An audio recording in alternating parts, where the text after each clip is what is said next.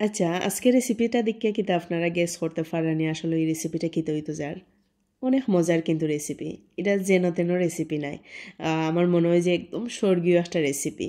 আশা করি আপনারা সকলের ভালো লাগবো। তো দেখতেই পাইরা যে আমি একটা কড়াইয়ের মাঝে আমি তেল দিলাম, রসুন কুচি দিলাম, এখন পেঁয়াজ কুচি দিলাইছি, কাঁচামরিচ দিলাম, একসাথে দিলেই আর কি সবটা।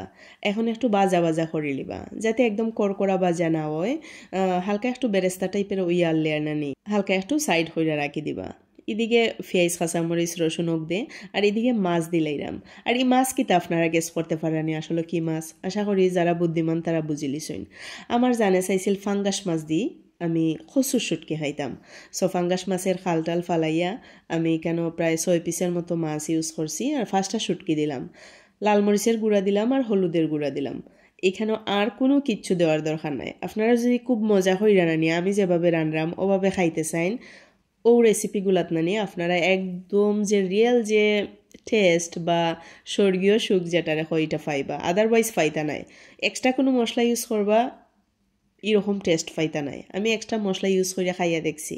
সো সিম্পলের মতো বেস্ট কোনো রেসিপি হয় না। স্বাদ মতো লবণ দিলাম আর একটু উল্টাইয়া পাল্টাইয়া এরপরে ঢাকনা ইউজ করলাম আমি প্রায় 5 মিনিটের মতো। এখন হয়েছে গিয়া কি তৈব শুটকি নানি একদমই গলি গেছে গি। আপনারা এখান থেকে বড় খাটাগুলা বাচ্চা ফালাই দিতে পারেন। আর যে মাছটা নানি মাছের যে মধ্যখানো যে খাটা আছে এই খাটা বাদেই কেন আর কোনো খাটা উঠা নাই। সো মাছের কোনো ঝামেলা নাই, যেহেতু খাটা কম। আর কচু শাক দিয়া যখন খাইবা নানি খাটা কম থাকে এমন মাছ আপনারা ইউজ করবা। যেমন ওই যে আমি ফাঙ্গাস মাছটা ইউজ করলাম। এই মাছটা সচরাচর খাই না, তবে মাঝে মাঝে খাইলে আমার খুব বেশি ভালো লাগে। আর শুটকির লাগে আমার তাই রিকোয়েস্ট করিয়া নাই। তো সপ্তাহ বাঙ্গি ভুঙ্গি নানি আমি দিলাইরাম কচু। এদিন বাচ্চারা স্কুলও গেছিলাম, আর স্কুল থেকে বারোই দেখি গেটের মাঝে খালা কচু লইয়া বইছে বেটায়। পরে আমি 2 আটি আনিলিছিলাম, 1 আটি বাজি খাইছি আর 1 আটি ঔষধকে হালকা একটু আমি ফানি দিছি। এখানে ফানি দেওয়ার কোনো প্রয়োজন নাই, যেহেতু আমি ইলেকট্রিক চুলাত রানরাম হই যদি নিচে লাগি যায় গি ও কারণে নানি আমি সামান্য একটু ফানি দিছি। দেখতেই পারা 5 মিনিট পরে কিন্তু কচুর মানে একবারে মজি গেছে গি। এখন হয়েছে গিয়া খুব বালা করিয়া উল্টে পাল্টে এলা রিলিমু। এখানের মাঝে এক্সট্রা কোনো ফানি ইউজ করার দরকার হয় না। আপনারা যদি ফানি ইউজ করেন আরও বেশি পরিমাণে, আমি তো দিছি এগুলো না দিলেও আপনারা রইব যদি আপনারা খুব সেফলি মানে রান্ধুন আর কি। আর যদি আরও বেশি পরিমাণে মানে ফানি ইউজ করেন একটুকু মজা হইতো নাই। মজা হইতো না এমন নাই, মাছ আছে শুটকি আছে মজা তো লাগবই, মানে ই টেস্ট আপনারা পাইতা নাই। একদম যে স্বর্গীয় একটা টেস্ট মনে হইব যে শুটকিও এই জীবনে সব কিছু, এরকম টেস্ট আপনারা পাইতা নাই। আর অসুখ বিসুখ থাকলে নানি খালি শুটকি বর্তাও টানে না, মনে হয় যে কিতা যে টানে আসলে নিজের জানেই হইতে পারে না ওলা, কিন্তু চাই কিতা খাইতাম। তো যাই হোক কচু খাইয়া নানি লাগে আলহামদুলিল্লাহ আমার এত বালা লাগে।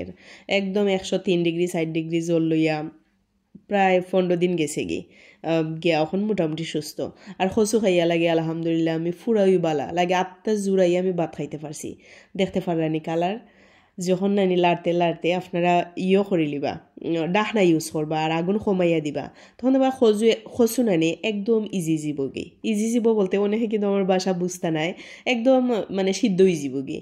আর দেখতে পারা এখানে পানির কোনো প্রয়োজন আর কালারটা অবশ্যই আপনারা খেয়াল করছেন, এত মজার কালার। ওখান যে আমি রেকর্ড করলাম শেষ রেসিপি, কিন্তু আমার মনে হয় যে আমি আবার ফাইলে আবার সেম রেসিপি করবো। আর আপনারা সবরে আমি ধন্যবাদ দিতাম চাই। আমি রিসেন্ট রেসিপি বাই জিয়ান্স মোমো একটা শুটকি শিরা রেসিপি দিছিলাম, আপনারা খুব বেশি পছন্দ করছেন। আমি নানি প্রতি সপ্তাহতেই এত মজা করিয়া শুটকি শিরা করি বা শুটকির ভর্তা করি, ইনশাল্লাহ আপনারা লগে এখন থেকে শেয়ার করবো। আল্লাহ হাফেজ।